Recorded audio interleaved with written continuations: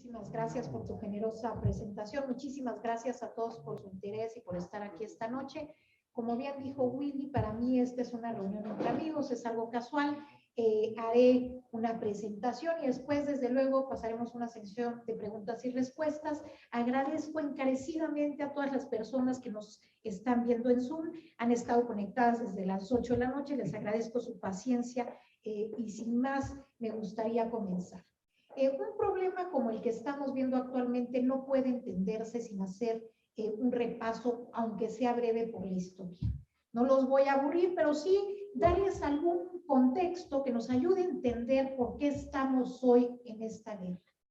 De entrada, Ucrania y Rusia, en efecto, tienen una historia común. Son pueblos hermanos.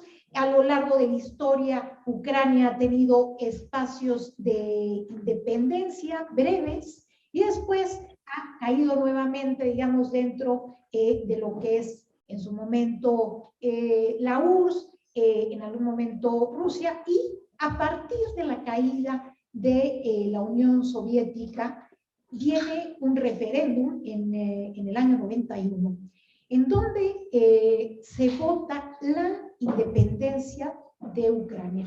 Y en este referéndum votan más del 80% de los ucranianos y gana el sí a la independencia con un 92% de los votos.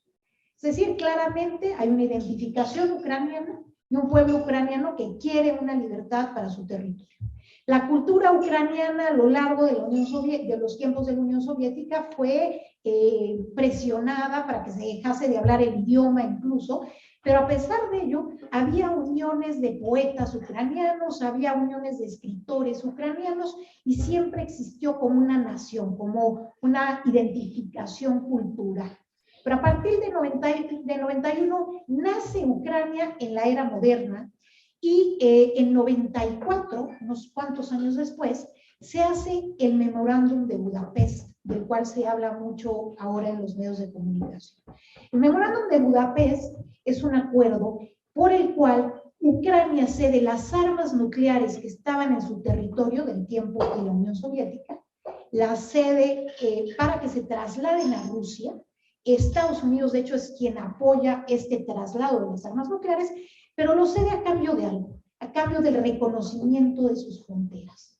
Estamos en 1994, Rusia se compromete al reconocimiento de las fronteras ucranianas a partir de esta transferencia de las armas nucleares a Rusia. Brincamos un poco en el tiempo y llegamos a un año muy importante para entender el conflicto actual, o a un par de años, digamos, 2013 y 2014. A finales de 2013, en noviembre de 2013, había un presidente en Ucrania de nombre Víktor Yanukovych. Este hombre era muy cercano al Kremlin, muy cercano a la visión y a las intenciones de Vladimir Putin, y había una propuesta de que se firmara un acuerdo de colaboración entre Ucrania y la Unión Europea. Este era un acuerdo político, económico, que permitiría estrechar los lazos de Ucrania con la Unión Europea. El presidente Yanukovych se opone a ello de último minuto. En el 20 de noviembre del 2013, él decide que no irá adelante con la firma de este acuerdo, y eso genera enorme molestia entre la población prooccidente, digamos. Hay que recordar que por su ubicación geográfica, Ucrania, desde luego, tiene una población más asimilada a la cultura europea occidental, y la población del este está más asimilada desde la lengua y la cultura a la cultura rusa. Entonces, en este momento, en 2013, con la decisión de Yanukovych, se desatan una serie de protestas que son conocidas como Euromaidan o Maidan. Por ahí hay un documental en Netflix que también se ha puesto de moda en los últimos días. Lo que sucede es que básicamente los grupos prooccidentes se manifiestan en esta plaza, en la plaza de Maidan, y hay una fuerte represión por parte del Estado ucraniano y el gobierno de Víktor Yanukovych, y desafortunadamente 100 personas pierden la vida en estas protestas. Estas protestas duran varias semanas, se extienden hasta inicios del 2014 y Yanukovych se ve obligado a exiliarse en Rusia.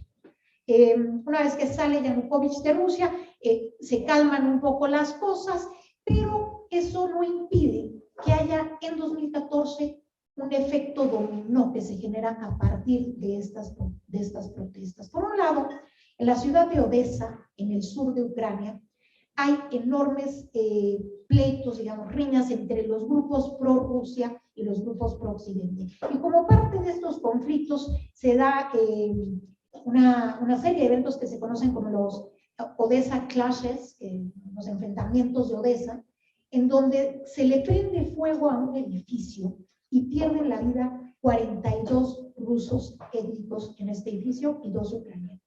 Este evento hay que tenerlo en mente porque es pieza central del discurso de Vladimir Putin. En paralelo que sucede esto, un mes después, empieza en la región de Donbass fuertes tensiones nuevamente entre los separatistas pro-Rusia y el gobierno ucraniano. En el caso de Donbass, los separatistas pro-Rusia se hacen del control de los edificios gubernamentales y desde ahí lanzan sus ataques y se comienza formalmente una guerra en la región de Donbass en 2014. Como parte de esta guerra, los grupos separatistas declaran, autoproclaman la existencia de 2 repúblicas populares, Donetsk y Lugansk, de las cuales recientemente también escuchamos hablar en medios.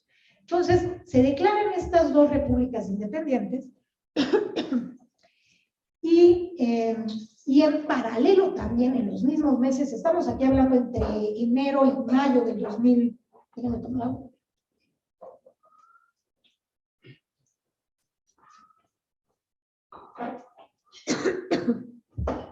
Estamos hablando aquí entre enero y mayo del 2014. En estos meses también sucede que en febrero las fuerzas rusas entran a Crimea. La península de Crimea, si ustedes han visto un mapa de Ucrania, está claro, está al sureste de Ucrania y es la esclusa de entrada para el mar de Azov, un mar que queda, digamos, encerrado entre territorio ucraniano y territorio ruso.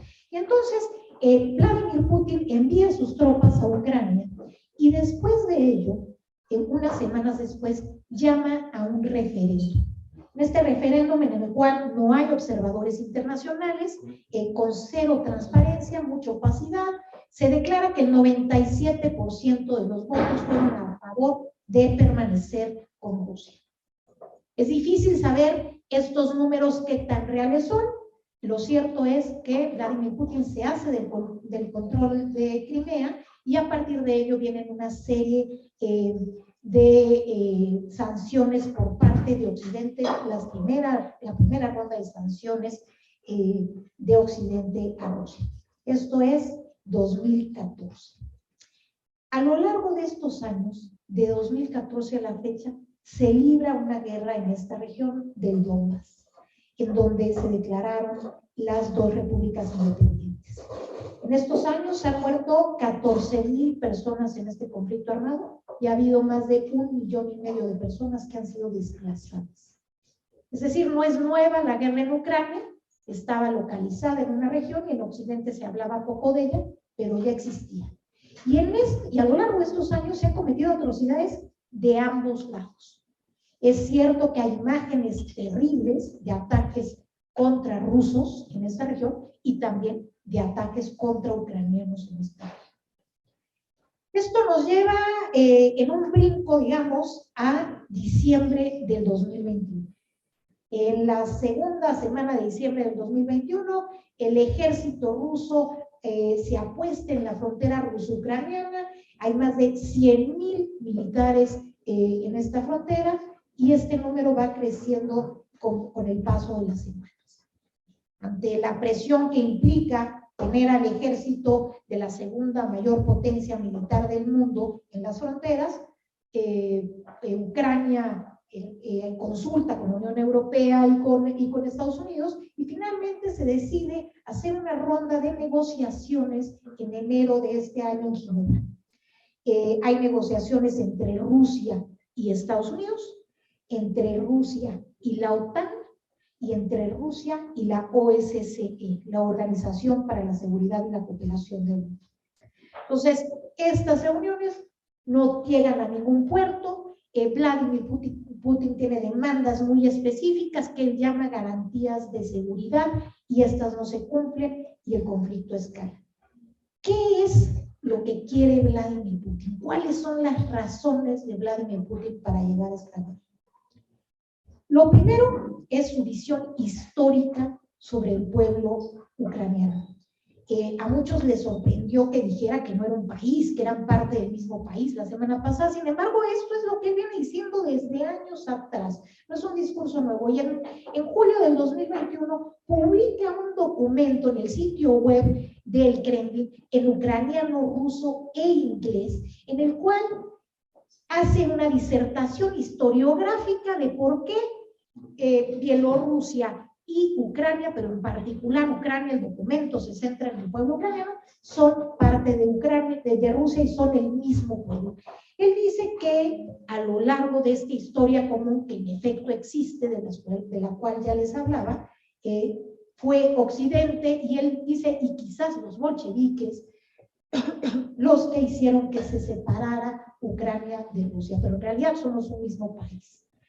Y hay un par de cosas interesantes. Por ejemplo, hay figuras del gobierno ruso en tiempos de la Unión Soviética que eran ucranianos. Está Nikita Khrushchev, que era ucraniano, y Leonid Brezhnev.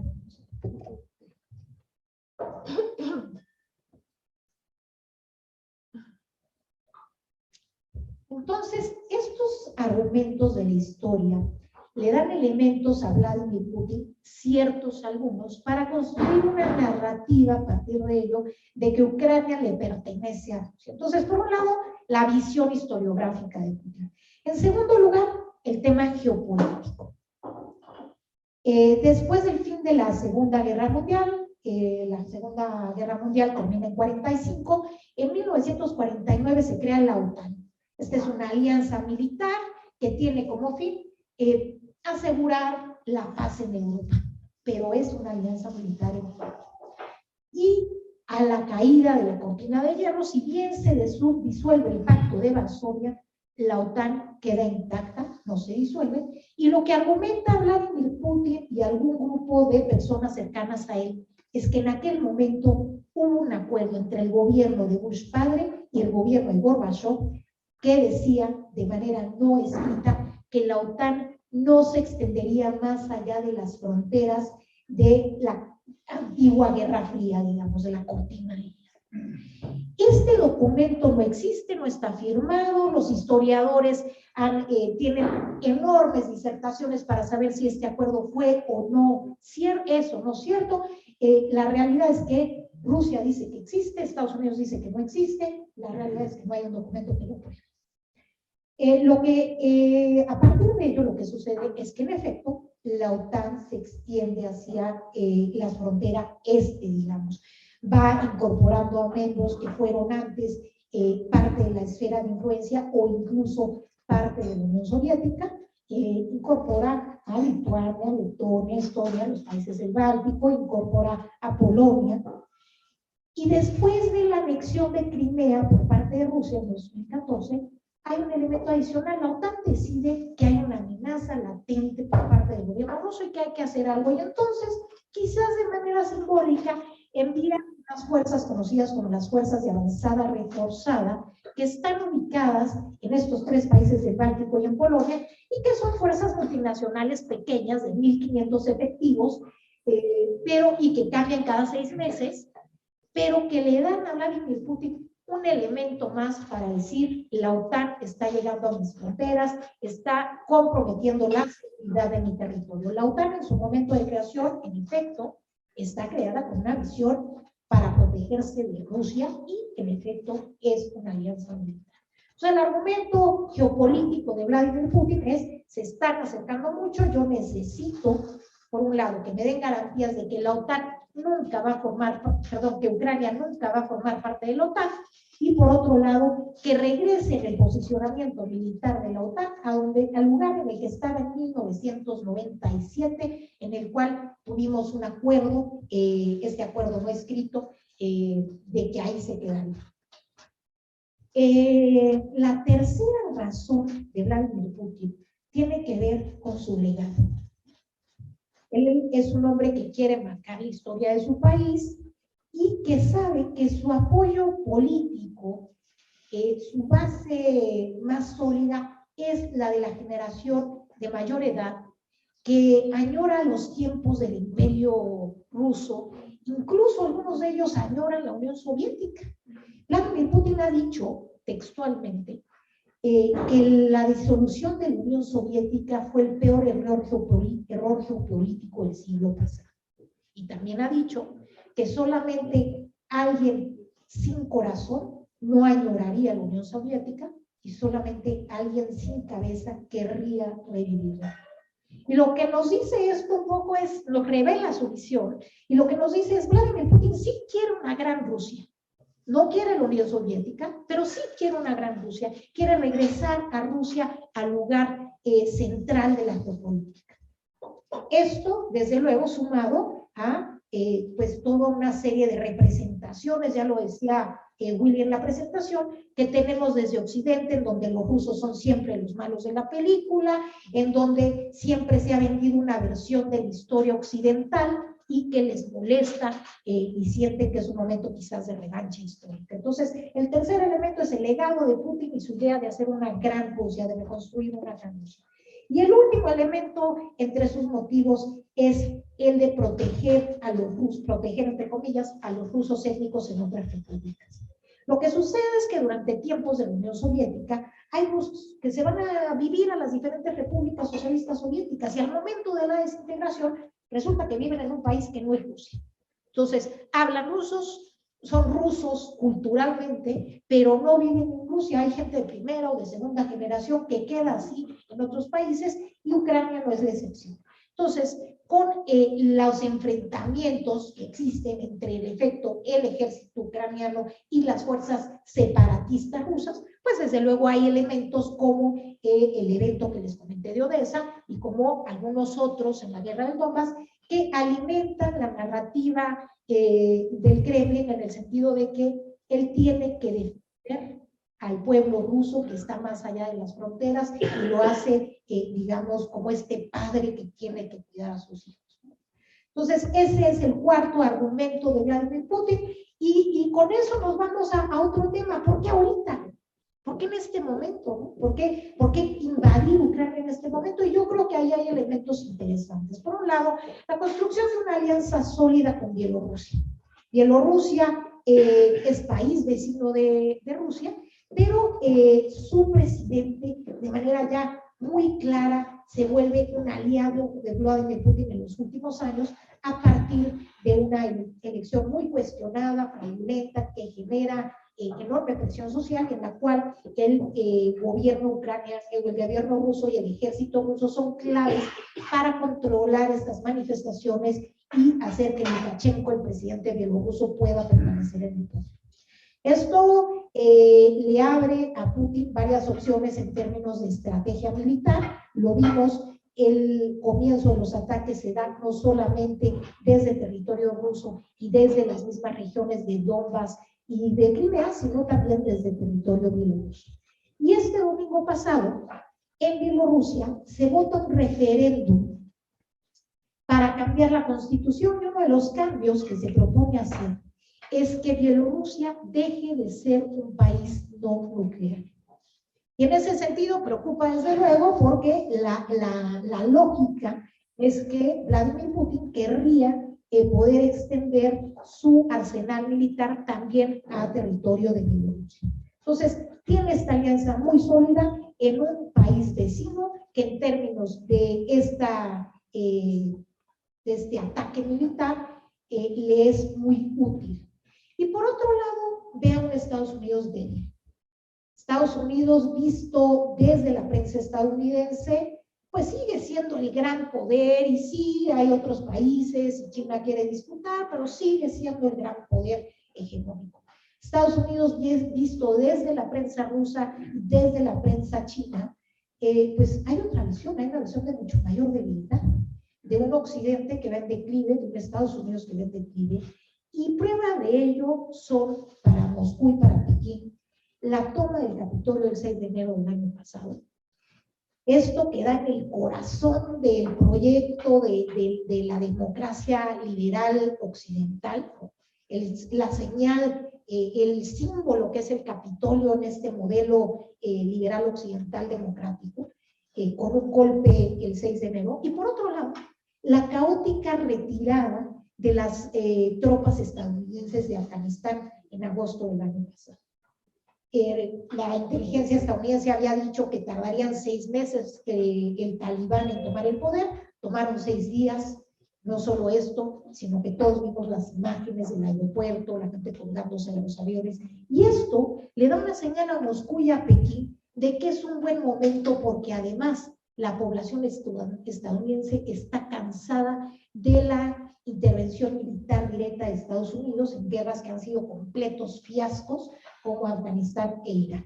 Y entonces, claramente, Biden, en una posición política muy comprometida en Estados Unidos, con una minoría muy apretada en el Congreso estadounidense, con elecciones de medio término este año, pues no iba a enviar al ejército a pelear con Rusia. Y esto lo sabe Putin y es otro de los elementos. Entonces, la alianza con Bielorrusia, la debilidad de Estados Unidos y desde luego lo que él considera una mayor presencia de fuerzas occidentales, militares más cercanos a sus fronteras. Eso es lo que dicta el momento, digamos, de este ataque. Y bueno, no se llega a ningún acuerdo, como sabemos, contrario a lo que la mayoría pensaba, era muy improbable que sucediera, sucedió. Vladimir Putin dio el paso adelante, dejó el camino de la negociación para entrar a una guerra. Él lo justificó diciendo que se trataba de una operación militar en el este de Ucrania. En realidad se trata, como hemos visto todos, de una guerra a gran escala, de una invasión a gran escala, y desde luego lo anuncia, él anuncia el inicio de esta invasión durante una sesión especial del Consejo de Seguridad de Naciones Unidas, en la cual, por cierto, en ese momento Rusia tenía la presidencia pro tempore. Estamos pisoteando todo derecho internacional, toda institución internacional, una organización de Naciones Unidas que, si les interesa en la sesión de preguntas y respuestas, hablamos un poco de por qué es ineficiente y todo el tema del Consejo de Seguridad, pero bueno, un Consejo de Seguridad que claramente queda maniatado y que no logra hacer nada, y desde entonces, pues bueno, las tremendas sanciones de Occidente, Putin se prepara su economía para ello, toma medidas que buscan blindar hasta cierto punto las finanzas y la economía rusa frente a posibles sanciones. Él sabría que vendrían, no hay ninguna sorpresa en que haya sanciones. Lo que sí creo que puede haberlo sorprendido es la magnitud de ellas y la unión que ha habido de una enorme cantidad de países que tenían tradiciones pacifistas como Suiza y que rompe con esta tradición para unirse a las sanciones de la Unión Europea, o como Alemania y Suecia rompen con su tradición de no enviar armas a zonas de conflicto y deciden enviar armamento a Ucrania. Entonces, la magnitud, la severidad de estas sanciones es más allá quizás de lo que haya él puesto en la balanza. Si les interesa también en las preguntas y respuestas, hablamos de qué hizo Vladimir Putin para protegerse, pero lo que les diría es que evidentemente la economía rusa va a sufrir y va a sufrir mucho esta decisión del presidente Putin. Este es apenas el inicio, básicamente se le están cerrando las puertas a la conectividad aérea, al comercio internacional, este tema del SWIFT. El SWIFT es de alguna manera el internet de los bancos, por así decirlo, es la manera de comunicarse entre los bancos. El hecho de que se desconecten algunos de los principales bancos rusos de SWIFT, pues los imposibilita de tener un comercio internacional normal. Podrán seguir operando a nivel nacional con el sistema alterno ruso que tienen ellos y que está conectado con el sistema chino y con el sistema iraní, pero no tendrán un comercio internacional como lo tenían con el resto del mundo. Desde luego que en un mundo globalizado, de hiperconectividad, de enorme integración económica y de cadenas de valor, las sanciones que impone Occidente a Rusia tendrán un costo en Occidente. Hoy en un mensaje a los franceses, el presidente Emmanuel Macron les dijo con toda claridad: nuestro campo va a sufrir, nuestras industrias van a sufrir, muchos sectores van a sufrir. Y se los dijo directo. Alemania y Francia lo tienen muy claro. Alemania se oponía al tema de SWIFT porque sabe del impacto que tendrá en la economía alemana. Sin embargo, la Unión Europea decide dar una vuelta de 180 grados el fin de semana pasado y convertirse en un actor geopolítico importante. Tradicionalmente era muy difícil poner de acuerdo en materia de política exterior a los 27 miembros, y de alguna manera la Unión Europea se había convertido en un mercado común y hasta ahí. Pero a partir del fin de semana pasado y con las declaraciones de hoy del presidente Macron, que invita a todos los jefes de Estado a una cumbre en Versalles para tratar el tema de la defensa europea, creo que vemos el surgimiento de una Europa, una Unión Europea unida como un poder geopolítico y desde luego una situación complicada para salir de la guerra en Ucrania. ¿Qué posibilidades veo en este momento hacia adelante? Y con esto cierro.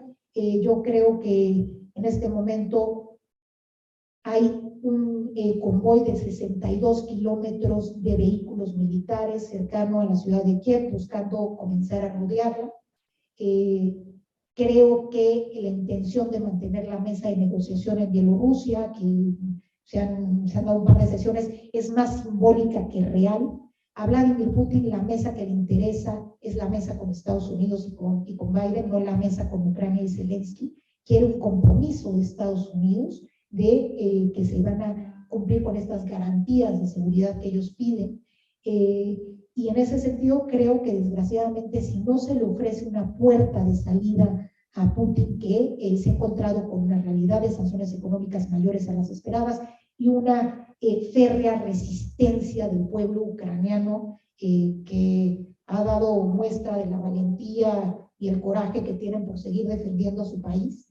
Creo que si no se le ofrece una puerta de salida a Vladimir Putin, desgraciadamente dará el paso adelante, se comenzará la batalla por Kiev con un costo humanitario que puede ser altísimo. Las batallas urbanas son largas, son complicadas, los ucranianos tendrán la ventaja de estar en casa, pero la asimetría militar es importante. Las armas que vemos actualmente no son las de última generación, no ha utilizado armas termobáricas, no ha utilizado los misiles supersónicos probados en 2018 a los ojos del mundo, que no tienen una trayectoria predecible y que además son mucho más rápidos que los misiles convencionales, y desde luego la opción nuclear, de la cual retóricamente al menos se ha hecho mucho uso en los últimos días y que tanto preocupa al mundo. Y con esto cierro mi intervención y les agradezco la atención y desde luego estoy abierta a todas preguntas y respuestas que tengan.